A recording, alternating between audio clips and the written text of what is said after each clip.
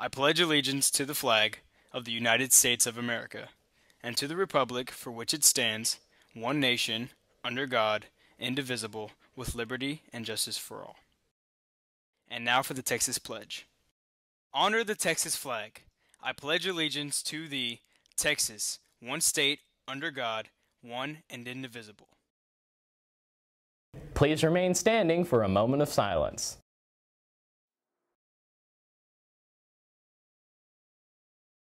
From the Tour Nation Productions studio, here is anchor Isaiah Courtney. Reporting from the worldwide headquarters of Tour Nation Productions located at Ball High School in Galveston, Texas, welcome to Good Morning Ball High. I'm Isaiah Courtney. Congratulations on the robotics team's big win at last weekend's competition in Texas City. The overall tournament champion was Ball's 400D team consisting of Cox, Pinto, and Estrada. The tournament skills winner was Ball's 400B team consisting of Castro, Ramirez, and Diaz. Overall, Ball High won first place, third place, fourth place, sixth place, and eighth place. And sponsor Mr. Massey was also named Volunteer of the Year. Go Tours! Softball tryouts will be held this Saturday, January 19th from 10 to 1 at Hooper Field, 3110 83rd Street, right across from the bus barn. You must have an up-to-date physical on file in the trainer's office. Please dress accordingly and bring a glove. If you have any questions, come see Coach Scott in the lower gym. Have you heard about the Tour Cafe? On Tuesdays and Thursdays, you are invited to stay after school in the library and bring your favorite snack and play popular board games. Coffee, tea, and even hot chocolate are also provided. You can snack, catch up on work, play games, or just relax. Don't be left out. Join in on the fun. And as a reminder, don't forget to wear your student ID each and every day. On today's national calendar, it's a National Hat Day. Now let's check in with Roy and see what's trending on social media. Thanks, Isaiah. And here's what's trending today on social media. An icicle falls and destroys a roof. Nearly 300 people became sick on a Royal Caribbean cruise. And Lady Gaga leaves to an award ceremony to be with her sick horse. Back to you, Isaiah. Thanks, Roy. Here's today's Fitness Minute with Annette Hammond. It's the Fitness Minute with fitness expert Annette Hammond. We have all heard the saying that breakfast is the most important meal of the day. But is that true? According to Eat This, Not That, research shows that people who take time for a morning meal consume fewer calories over the course of the day, have stronger cognitive skills, and are 30% less likely to be overweight or obese. It's also interesting to note that people who skip breakfast are more likely to drink alcohol and smoke, and they're less likely to exercise. Your morning meal, in other words, is like the foundation of your house. Everything else rests on it. Eating breakfast sets you up for successful eating for the rest of your day. Make eating a healthy, low-calorie breakfast your priority, and don't skip the most important meal of the day. For the Fitness Minute, I'm Annette Hammond.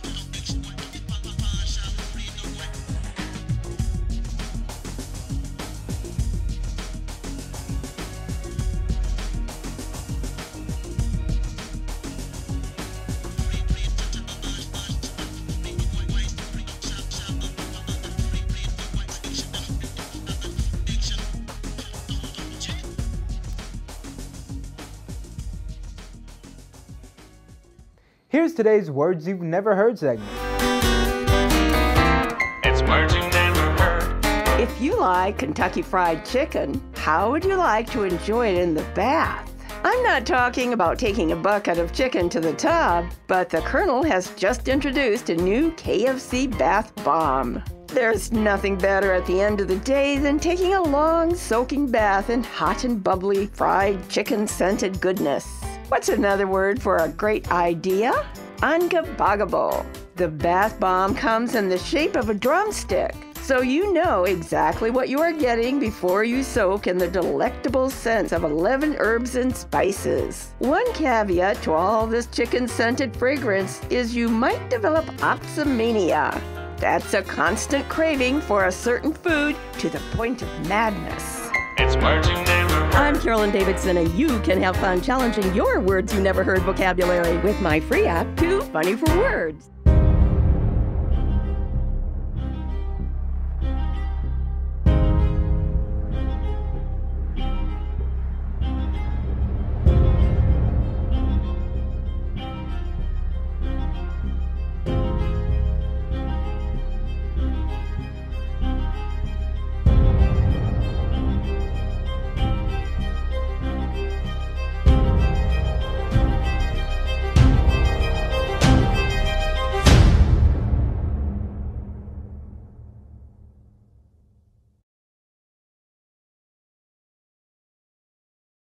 Hey folks, if you didn't already know, we're going to be putting on Shrek the Musical at the Ball High Auditorium on January 17th, 18th, and 19th at 7 p.m. and the 24th and 25th of January at 8 p.m. Come out and see it. It'll be a blast. It's gonna be excellent. Ah! Ah!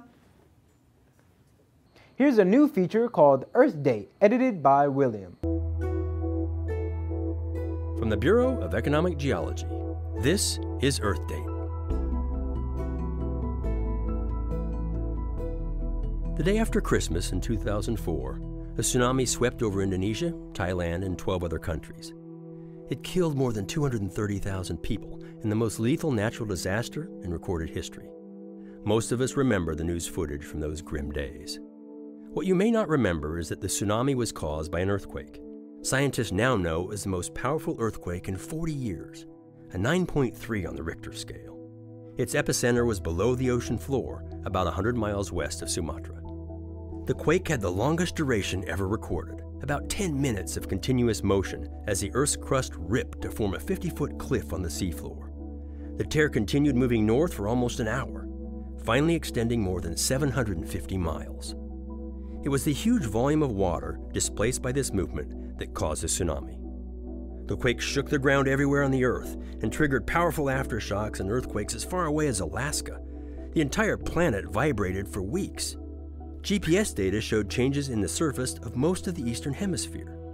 Masses inside the Earth shifted, which moved the location of the North Pole by an inch. Even the shape of the globe changed, very slightly, but enough to increase its rotational speed and shorten the length of the day by 3 microseconds.